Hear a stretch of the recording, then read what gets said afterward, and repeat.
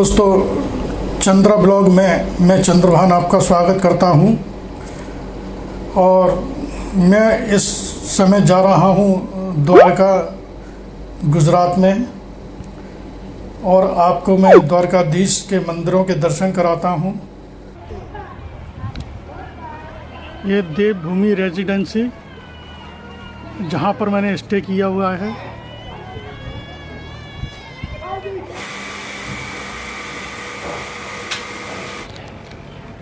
ये देखिए मेरा रूम, ये एसी रूम है। इसका मैंने 2 दिन का 1500 रुपये पे किया है। और सीज़न नहीं है, सीज़न होता है तो यही रूम बहुत हाई रेट में मिलते हैं।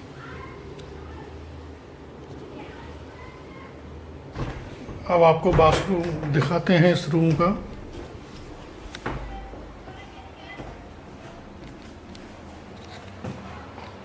सामने बाथरूम के अंदर शावर, वॉश बेसिन,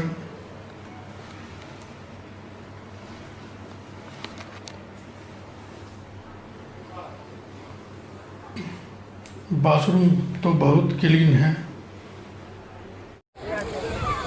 देखिए, मैं इस समय इस नदी में खड़ा हुआ हूँ और आप देख रहे हो यहाँ पर बिल्कुल भी पानी नहीं है। पानी और भी शाम तक बिल्कुल कम हो जाएगा। और ये इस नदी का नियम है, रात से वापस समुद्र से इस तरफ पानी वापस आएगा। और ये जो सीढ़ियाँ देख रहे हो वहाँ तक ये पानी फुल हो जाएगा। आधी सीढ़ियाँ डूब जाएंगी कम से कम। जो ये नदी है, इसका अगर आप लुत्फ़ उठाना चाहते हो तो मैं आपसे यही सलाह दूंगा कि आप इस नदी के पास आकर के ही रुकें। इस समय मैं द्वारकाधीश मंदिर के ठीक सामने हूँ और आप देख रहे हो मंदिर द्वारकाधीश का विहंगम दृश्य। इस मंदिर के अंदर कैमरा, मोबाइल ले जाना वर्जित है, इसलिए इस मंदिर के दर्शन मैं आपको बाहर से ही करा रहा हूँ।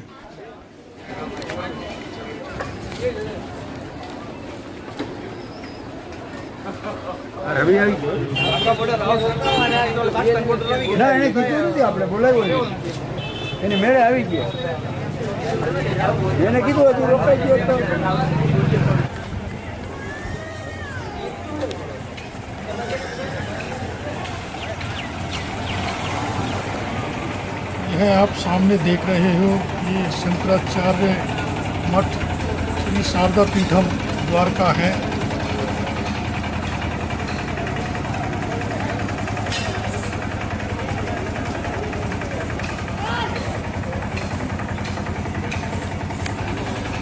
ये सुदामा सेतु का प्रवेश द्वार है।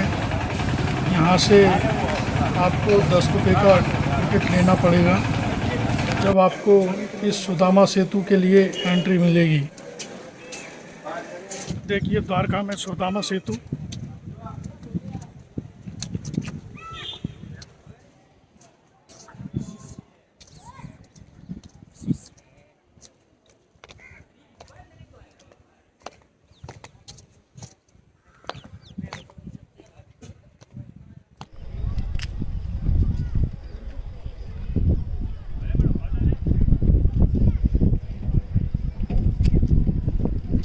सुदामा सेतु जो बनाया गया है वो एक तरह से ऋषिकेश में लक्ष्मण झूला और राम झूला जो लोहे के तारों से बनाया गया है, उसी तरह से ये सुदामा सेतु बनाया गया है।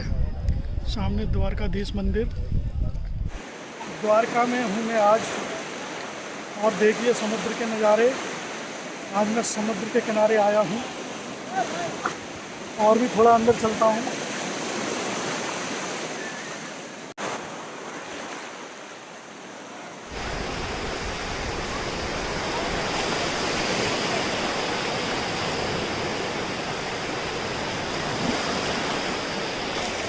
हेलो दोस्तों, इस समय मैं द्वारका में नागेश्वर महादेव मंदिर पर हूँ जो ये 12 ज्योतिर्लिंगों में से एक है। इस मंदिर के अंदर कैमरा मोबाइल ले जाना मना है, इसलिए मैं बाहर से ही आपको इस मंदिर का दर्शन कराता हूँ। ये देखिए मंदिर की भव्यता।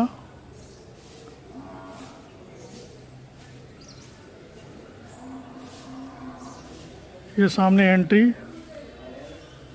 लाइन के लिए जालियां लगी हुई हैं, रास्ता बनाया गया है, सारा खाली पड़ा हुआ है। कोरोना की वजह से अभी दर्शनार्थी ना के बराबर हैं। नागेश्वर टेम्पल परिसर में ही देखिए कितने विशाल मूर्ति। भोले शंकर भगवान की। चलिए अब मैं बड़केश्वरनाथ महादेव मंदिर जी के लिए जा रहा हूँ, जहाँ से आपको मंदिर के दर्शन कराऊंगा।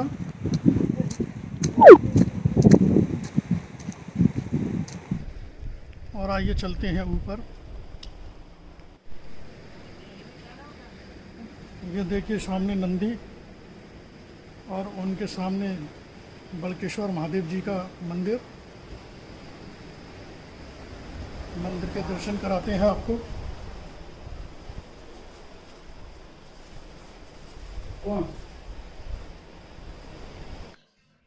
इस महादेव मंदिर का जो रास्ता है, इसके ऊपर भी पानी आ जाता है। जब समुद्र उफान पर होता है तो इसके ऊपर पानी आता है।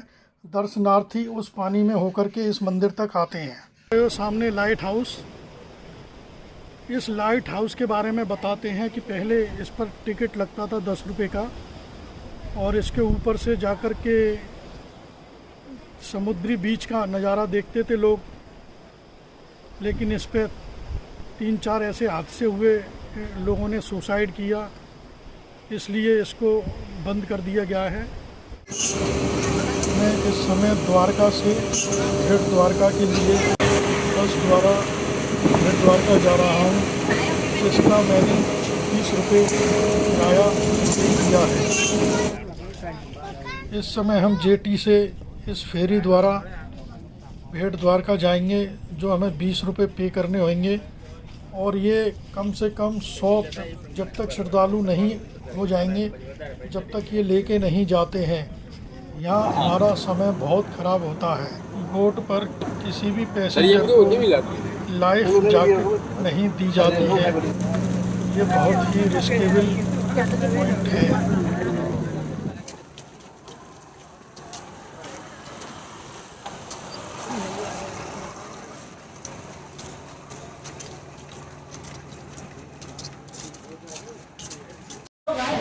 इस समय मैं भेट द्वारका में मेन मंदिर के पास हूँ।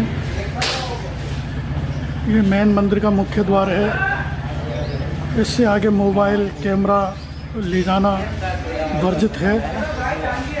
इससे आगे का मैं रिकॉर्डिंग आपको नहीं दिखा सकूँगा।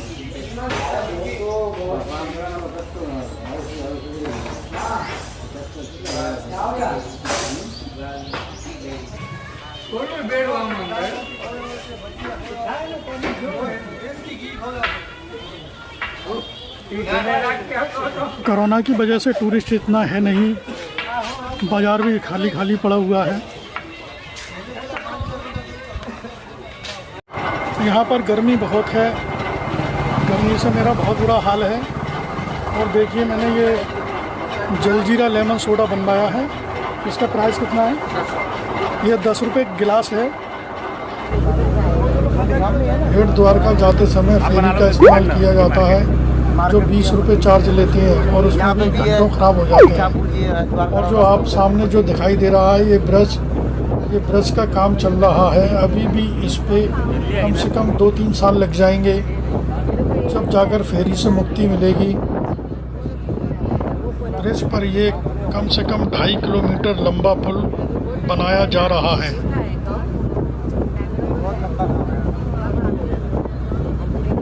आज गुजराती लंच करने जा रहा हूँ, और उस लंच के बारे में आपको पूरी डिटेल से बतलाऊँगा, और उसका टेस्ट बतलाऊँगा कैसा है।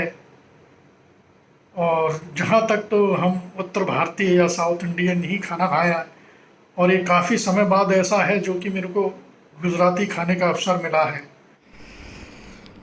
तो देखिए, गुजराती खाने में हमारे लिए आया है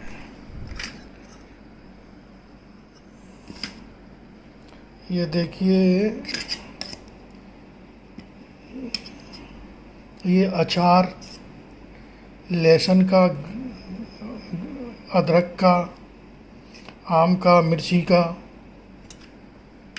और उसके बाद है ये सांबर या दाल, और ये मिर्ची, 2 तरह की मिर्ची हैं, और ये मिक्स वेज। उसके बाद ये चावल, और ये चपाती, छाछ। ये हमारा डिनर है, और इसको मैं आपको टेस्ट करके बतलाऊंगा।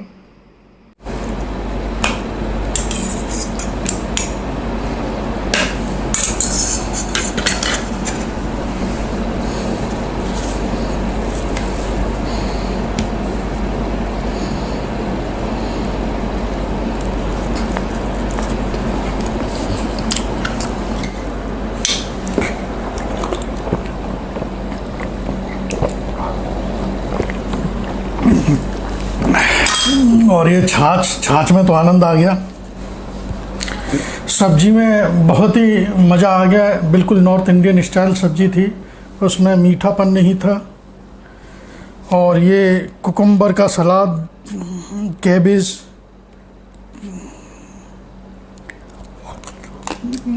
दाल, चावल, मतलब इस होम स्टे में ये कोई वैसा होटल नहीं है कि होटल से मंगा करके खाना दिया हो। इनकी फैमिली रहती है, और ये खुद अपने घर में खाना बना करके ये गुजराती खाना कस्टमर के लिए देते हैं। तो ये मान के चलो, आप इतना बढ़िया घर जैसा खाना आपको अगर होम स्टे में मिल रहा है तो क्या ज़रूरत है बाहर होटल का खाना खाने में। तो मैं तो आपको यही सलाह दूंगा कि इस होम स्टे में एक बार आइए, और आप भी इस घर जैसे खाने का आनंद लीजिए। शाम का समय है,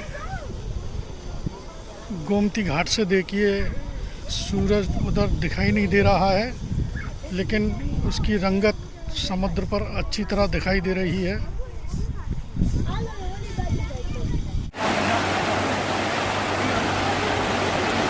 यहाँ से आप सनसेट का नज़ारा देखिए, डूबता हुआ सूरज। और इसी के साथ मैं आपसे विदा लेता हूँ। मिलूँगा फिर मैं किसी और व्लॉग में। ये देखिए, यहाँ से धीरे धीरे सूरज डूबता हुआ। जय हिंद, नमस्कार, जय श्री कृष्ण।